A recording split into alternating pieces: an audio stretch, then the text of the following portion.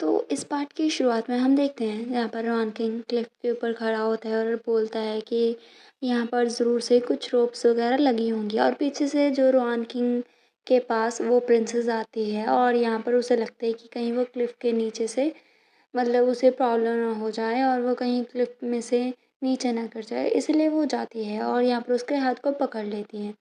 यहाँ पर ना जांग और रॉनकिंग एक दूसरे को दिखते हैं और एक दूसरे से आंखों ही आंखों में बातें करते हैं इस मिस्ट्री के बारे में। यहाँ पर जो होता है वो हमारी प्रिंसेस वो उसे देखती है और सोचती है ये लोग तो ऐसे एक दूसरे को देखते हैं जैसे कि वो एक दूसरे को सबसे ज़्यादा अंडरस्टैंड करते हैं, जैसे कि वो एक दूसरे के साथ इस पूरी दुनिया में हैं और बाकी सबसे आइसोलेटेड हैं। फिर यहाँ पर ना वो उसके हाथ को और भी ज़ोरों से दबा लेती है और सोचती है तो क्या हुआ। अभी इस टाइम के दौरान रॉन किंग का हाथ मैं होल्ड कर रखी हूँ और रॉन किंग और मैं हम दोनों की भी एक अलग दुनिया है, और ये सोच के वो ब्लश करने लग जाती है और यहाँ पर उसके हाथ को पकड़ रखा होता है। यहाँ पर रॉन किंग को फील होता है और सोचता है यून क्यांग उसने मेरे हाथ को बहुत ही ज़्यादा टाइटली होल्ड कर रखा है।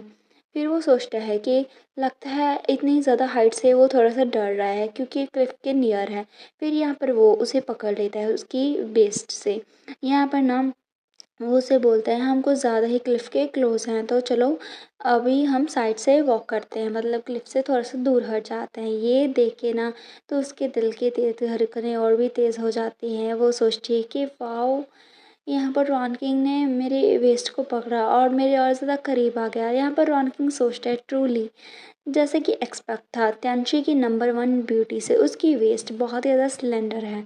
यहाँ पर वो तो सोचता है रॉन किंग ये क्या कर रहा है। यहाँ पर वो एम्बैरस भी होती है और ब्लश भी कर रही होती है और सोचती है कि पता नहीं क्यों मेरी बॉडी अंदर से बहुत ही सॉफ्ट है और मैं चाहती हूँ कि मैं इसके अब बाजू में हमेशा ऐसे ही लाया करती रहूँ एज़ अ प्रिंसेस। मैंने हमेशा ही मार्शल आर्ट को प्रैक्टिस किया है चाइल्डहुड से ही, लेकिन कभी मैंने ऐसी चीज़ फ़ील नहीं की। यहाँ पर ना वो उसके शोल्डर पर लाई कर लेती है और हमें दूर से कुछ ऐसा सीन दिखता है। यहाँ पर पीछे से जियांग को भी ऐसा कुछ सीन नज़र आता है। वो सोचता है पता नहीं किसी रीज़न से मेरे अंदर ना एक स्ट्रेंज सी सेंसेशन आ रही है। अभी उसे नहीं पता है कि उसकी वाइफ़ को चुराने का कोई प्लान बना रहा है और इसका एक और लव राइवल खड़ा हो गया है। तो यहाँ पर उसे नहीं पता कि फ्यूचर में क्या होगा। यहाँ पर हम देखते हैं पीछे से 2 बंदे आते हैं और बोलते हैं कि क्लैन लीडर आपको रिपोर्ट करना चाहते हैं। हमें उसके झोपड़ी में से ना मतलब उसके हाउस में से हमें बहुत ही लंबी-लंबी रोप्स मिली हैं, और यहाँ पर ना वो एक-दूसरे को देखते हैं और बोलते हैं ये क्या हो रहा है?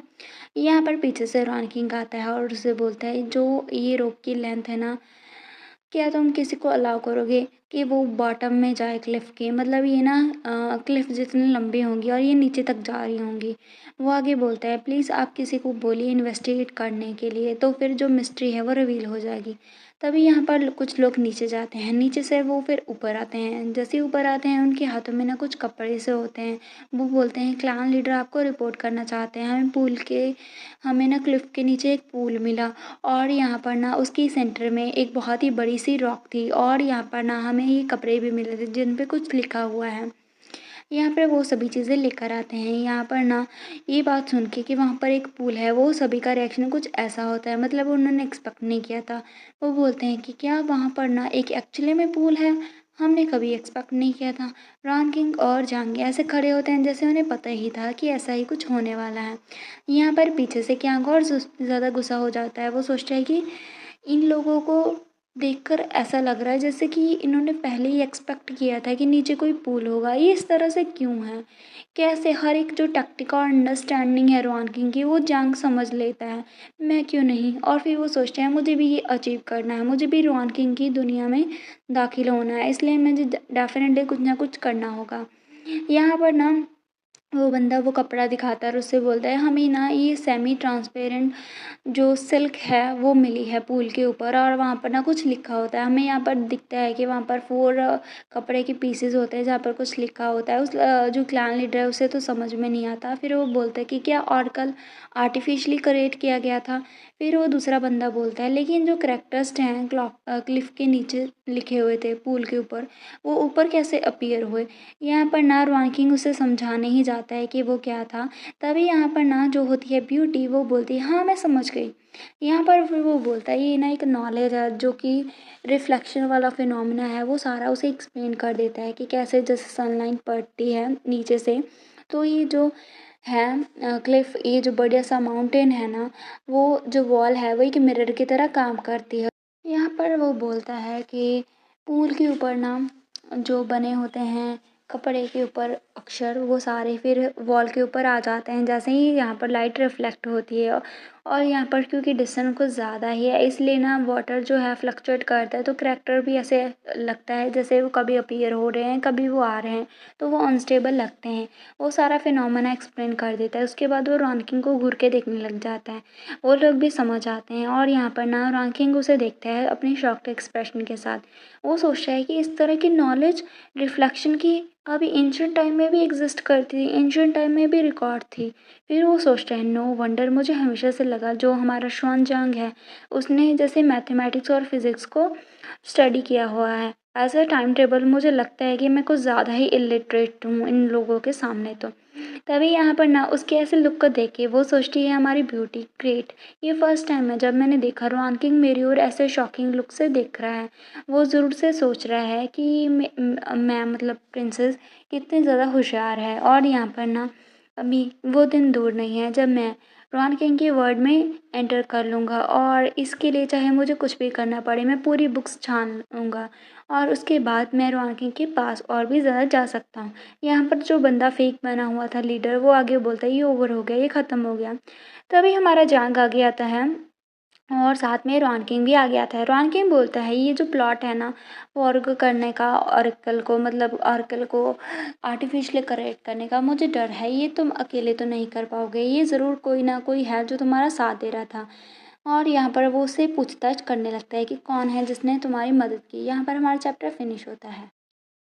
वो जो बंदा है वो बोलता है ये ख़त्म हो गया। और यहाँ पर ना वो जो हमारा रॉन किंग है वो बोलता है ये जो आर्टिकल जो कि आर्टिफिशियली क्रिएट किया गया था, ये स्कीम, ये तुम अकेले तो कर ही नहीं सकते। तो मुझे बताओ ये किसने तुम्हारा साथ दिया, और कोई था जो तुम्हारे पीछे से स्ट्रिंग को पुल कर रहा था, मुझे उसका नाम बताओ। यहाँ पर तभी हमारा जहाँ आगे आता है, वो उस ट्रांसपेरेंट सी शीट को ऊपर उठाता है और यहाँ पर उसे देख के बोलता है ये फैब्रिक कुछ ज़्यादा ही डेलिकेट, थिन और ट्रांसलूसेंट है। ऐसा लगता है ये शंजू सिटी से है और उसकी फ्लावर लाइट्स सिल्क है, मतलब कि वो इस सिल्क का नाम लेता है कि वो शंजू सिटी से है। यहाँ पर जैसे ही वो सिटी का नाम लेता है वो दोनों ही गेस कर लेते हैं, वो एक साथ आंसर देते हैं कि ऐसा लगता है ये लुयान है जिसने ये सारी चीज़ की है। लुयान आपको याद होगा भी वही आदमी है जो कि हमारे रॉन किंग के पीछे पड़ा है। वो चाहता है कि रॉन किंग उसका हो जाए। और यहाँ पर ना फिर जो चैम्बर ऑफ कॉमर्स है दोनों ही उसके अंदर एंटर करें as a husband and wife, और दोनों साथ में अपने जो कारोबार है उसे बड़ा करें। इसलिए वो पूरी कोशिश कर रहा है जैंग और रॉन किंग को अलग करने की और प्रिंसेस और जैंग को साथ लाने की। मतलब कि जो वो पर्सन है उसने ही ये स्कीम लड़ाई है। और यहाँ पर ना उसका नाम सुन के कि उन्होंने सही से गेस कर लिया, वो बोलता है कि तुमने यंग मास्टर शाओ के बारे में एक्चुअल में करेक्ट गेस किया। यहाँ पर फिर वो बताता है few years ago young master Shao ने विजिट किया था हमारे माउंटेन ट्राइब को, तब मैंने उन्हें अकम्पनी किया था टूर के लिए। जब उन्होंने हेयर किया कि हमारे ट्राइब के पास एक ऑर्कल स्टोरी है जो कि ऑर्कल थोड़े टाइम बाद अपीयर होता है, तो उन्होंने मुझे कहा इंसिस्ट किया कि मैं उसे वहाँ पर लियांटियान वॉल के पास लेकर जाऊँ। और फिर वो वहाँ पर गए और तभी उन्होंने डिस्कवर किया इसका सीक्रेट। और यंग मास्टर शाओ क्योंकि ना उन्होंने कहा था, उन्होंने इस सीक्रेट को ढूंढा था, उसने हमें बताया, मतलब मुझे बताया कि जो ओल्ड हमारे ट्राइब के लीडर थे ना, उन्होंने ना ये कनेक्शन पहले ही से ही ढूंढ लिया था और उन्होंने ना इसका यूज़ किया ताकि वो लोगों को, हमारे माउंटेन ट्राइब के लोगों को एनकरेज कर सके ताकि वो अपने टैलेंट को और भी ज़्यादा उभार कर बाहर लाएं और यहाँ पर और भी अच्छा काम करें।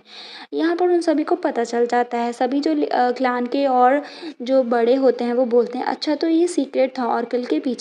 तभी यहाँ पर वो आगे उससे बोलता है क्योंकि यंग मास्टर शाओ ने इसे डिस्कवर किया था तो वो चाहता था वो इससे ज़्यादा बेनिफिट ले, तो उसने ना डिमांड की, उसने ऑर्कल को फॉरगिव किया ताकि वो ना जो और ज़्यादा प्लांट्स हैं जो वो डाई करने वाली जो भी उनकी क्रॉप थी उसे उगाने के लिए।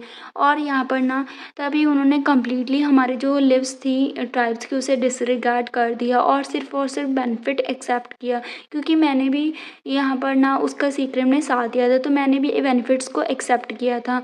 यहाँ पर उसकी बात सुन के हमारी प्रिंसेस आगे आती है और उसे चाबुक से मारती है और उससे बोलते हैं तुम बीस्ट हो, तुमने खुद के ही सेल्फिश गेन के लिए अपने ही लोगों को बिट्रे किया। यहाँ पर ना वो आगे उससे बोलता है तुम्हारी वजह से माउंटेन ट्राइब को कितना ज़्यादा प्रॉब्लम में पड़ना पड़ा। और तुम मुझे ये बताओ कि जो माउंटेन ट्राइब थी उन्होंने क्यांगथन काउंटी पर अटैक क्यों किया, मतलब कि उसकी जो सिटी थी उस पर अटैक क्यों किया।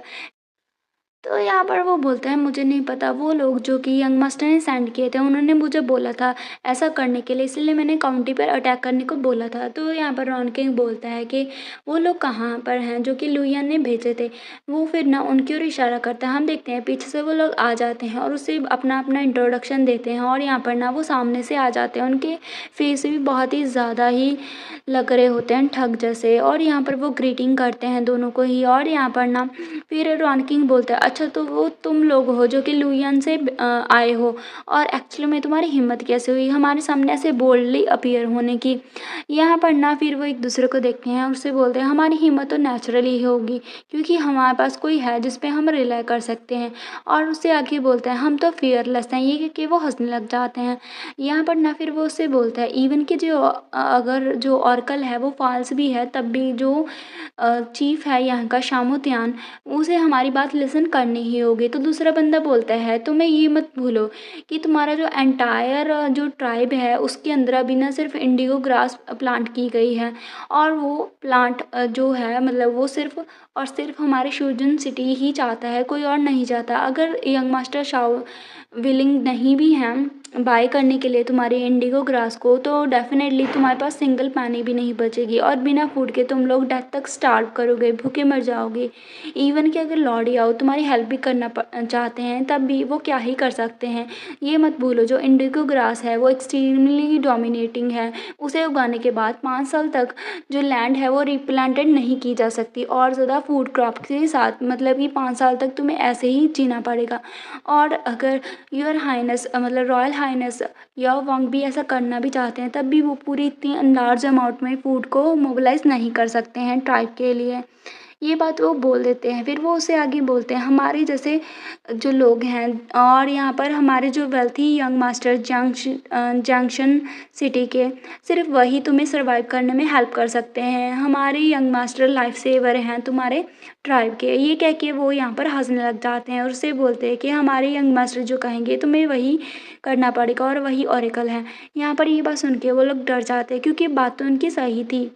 और यहाँ पर ना ये बात सुन के रॉन किंग और जांग दोनों ही देखते हैं और यहाँ पर उनका दिमाग कुछ सोच रहा होता है। तभी यहाँ पर उन्हें हंसते हुए देख के जो प्रिंसेस से गुस्सा आ जाता है वो आगे आता है और बोलता है अगर तुम्हारा जो कोई भी यंग मास्टर है वो इम्पोर्टेंट भी है ट्राइब के लिए तब भी इसका तुम्हारे जैसे लेकरीस के साथ क्या ही कनेक्शन है। वो आगे उसे सामने आता है और उसे चाबुक से मारने लग जाती है और उसे बोलती है ये जो वेप है ये प्रिंसेस तुम्हें पनिश करने के लिए यूज़ करेगी क्योंकि तुमने गॉड बनने का प्रिटेंड किया और यहाँ पर माउंटेन के लोगों को नुकसान पहुँचाया। और ये वेप इसलिए भी है तुम्हारे एरोगेंट एटीट्यूड की वजह से लोगों को बहुत ही ज़्यादा ही नुकसान हुआ, और तो ये पनिशमेंट इसलिए भी है क्योंकि तुम बहुत ही ज़्यादा ही अगली हो। ये कह वो उसे मारने लग जाती है, यहाँ पर बहुत ही ज़्यादा मारती है उसे। यहाँ पर हमारा चैप्टर फिनिश होता है। तो नेक्स्ट पार्ट में हम देखेंगे ये जो है अभी प्रॉब्लम थोड़े टाइम के लिए तो सॉल्व हो गई है लेकिन ये लॉन्ग टर्म सोल्यूशन नहीं है क्योंकि ये जो ट्राइब है उसने जो इंडिगो क्रॉप को उगाया है वो अभी 5 साल तक और ज़्यादा कोई क्रॉप उगा नहीं पाएंगे। मतलब कि अगर ऐसा नहीं हुआ और उनके पास पैसे वगैरह नहीं आए तो फिर वो क्या ही कर सकते हैं, वो तो भूखे मर जाएंगे। इसलिए वो कुछ ना कुछ अभी पहुँचेंगे, कोई ना कोई कॉन्ट्रैक्ट वगैरह साइन करेंगे और तब हम देखेंगे कि क्या बैठता है इनका कनेक्शन। और साथ में ही ये जो प्रिंसेस है वो अपनी रॉन किंग के साथ बात को कैसे आगे बढ़ाएगा।